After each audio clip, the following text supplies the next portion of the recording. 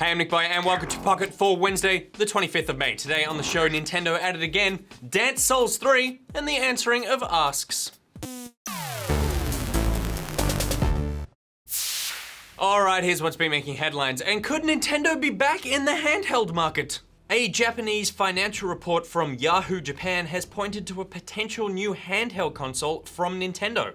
The translation in the report states that Nintendo's driving force up until now has been business from health services, theme parks, and mobile games, etc., but will switch over to the next generation game system, NX, and next gen handheld game device, MH temporary name. Monster Hunter exclusivity confirmed? Of course, this is just a rumor at this stage, and the information is cloudy at best, but it could have something to do with the NX. Do we even care anymore? Moving on, and a former Valve employee is suing the company over a transgender discrimination suit. The suit was filed in early April this year by an unnamed former translator for Valve. The suit alleges that her supervisor created a hostile work environment by referring to her as it following her reassignment surgery. The employee has also claimed that she was terminated after complaining to HR that the company utilized people who were interested in their products to provide translation services for free. The translator is seeking $3.1 million in special damages, unpaid wages, penalties, and loss of earnings. Valve has since denied all allegations and asked for the complaint to be dismissed. Moving on, and a group of Fallout 4 modders are working on a new campaign set in Seattle titled Fallout Cascadia. The mod has a development team of 18 members and is set to be just a tad smaller than Fallout 3. The team have been working on Cascadia for around 6 months now, with plans to include some classic Seattle landmarks, such as the Space Needle and the public Pike Street markets. But don't expect to explore the apocalyptic Seattle anytime soon, as the dev team expect the mod to take several years. And finally, we also received a couple of new launch trailers overnight. The first of which is for the new Witcher 3 DLC Blood and Wine that drops on the 31st of May, and Mirror's Edge Catalyst has made another appearance. The trailer shows more sweet running, sliding and jumping, along with a drone joyride. The game releases on June the 7th. Alright, that's all the news. Now it's time for Thing of the Day. Roll it. Hey, do you have chips or something? I think we're running out, but I'll get ice cream. Yeah, Is that right? Yes. Sweet. Thanks, man. Yeah.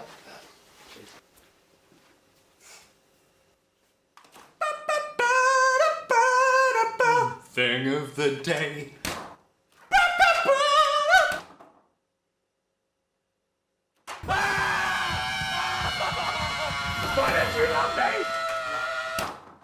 They're right. They really are getting to me. YouTuber Rudism is attempting to finish Dark Souls 3 with just his feet. Using a dance pad setup to control his character, Rudism was able to actually kill the first boss in the game with just over 30 deaths.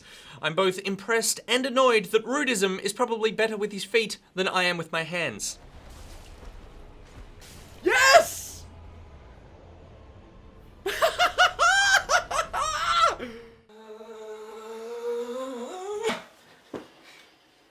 Oh, it's getting to me, man. No, we're right. Can you just go get chips or something? Just I need to relax. Relax. Oh, I'm dying.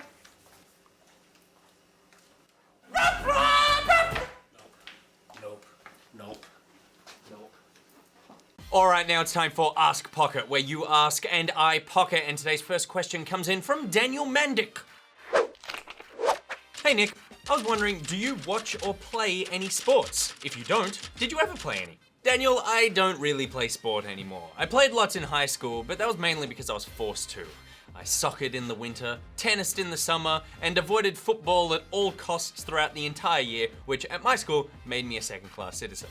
In fact, the sport I enjoyed the most in high school and still play occasionally today is squash. And I'm actually not that bad. I've got strong wrists and a mad reach. I can cover that court like damp on hands. But the main reason I loved squash in high school was the way we had our squash courts set up. We had 4 courts all side by side and then stadium style seating sort of up above it. It was kind of like theater in the half round. And so we treated it as such. And one of my squash coaches loved musical theater and would let us leave early if we entertained him with song. So my best friend Byron and I, as we would play squash squash. We would also sing selections from Les Miserables. A personal favourite was The Confrontation.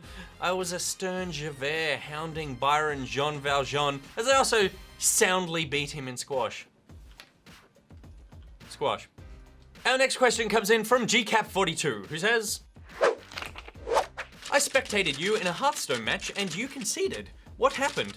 I thought you were really good. Listen, GCap42, if that is your real name, and it isn't, it's George and then something delightfully Greek, everyone has bad matches.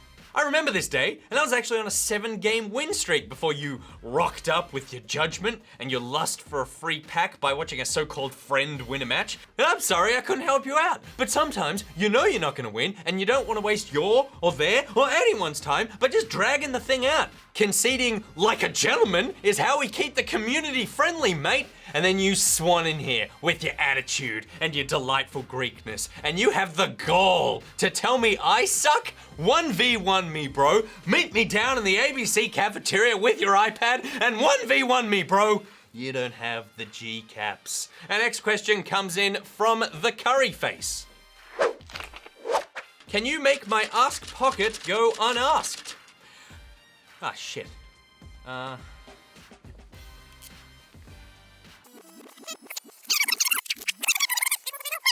1v1 me, bro. You don't have the G-caps. Our next question comes in from SithCat. Have you guys ever had any debate with each other or censors over content or jokes, etc. that are included in the final show? I can't really think of too many debates or arguments we've had. Pete and I are generally on the same page about everything when it comes to jokes and content. Sure, we might have little differences of opinion here and there sometimes, but nothing that ever really means anything. It's kind of an interesting position we're in, because while the show is made by Pete, John, Sam, and myself, and while Pocket itself is a face of the Good Game brand, it's all just my opinion. So oftentimes Pete and John and Sam might disagree with my opinion on a game or a story, but then they work hard to make sure everyone else hears it. Actually though, there was one time that ended with Pete and I kind of passively aggressively standing off and shouting at each other. It was the day Blizzard announced the standard format for Hearthstone. Obviously that's a game I love and I feel very strongly about, so for me it was a no-brainer that we would put it in the news. But Pete hadn't listed it in the stories for that day. So I mentioned it to him and I said I would just write it up, and he said, don't bother. So then I got all invested and I was saying how important it is, and he was going, no one gives a shit about it. And we just ended up kind of standing there yelling at each other and then just walking away. 20 minutes later, I'm doing a read through of the script and magically there's a Hearthstone story in there about the standard format. Later on, I admitted that I was probably too invested and he said he was in a terrible mood. So well done, Blizzard. You nearly broke this tiny family. Our final question comes in from Jeremy Cowell. Pumpkins, king of vegetables. Do you agree? If not, why are you so stupid? Yeah, good question, Jeremy. First of all, let's look at what the pumpkin is competing against to be king of vegetables, as you say. You've got the potato, versatile, hearty, chips. Then I'd add in carrot, broccoli, lightly steamed with some cracked pepper and a bitey parmesan, and you can't go wrong with some crunchy celery.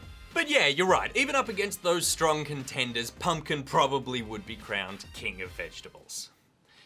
Except it's not a vegetable, is it, Jeremy? It's a berry.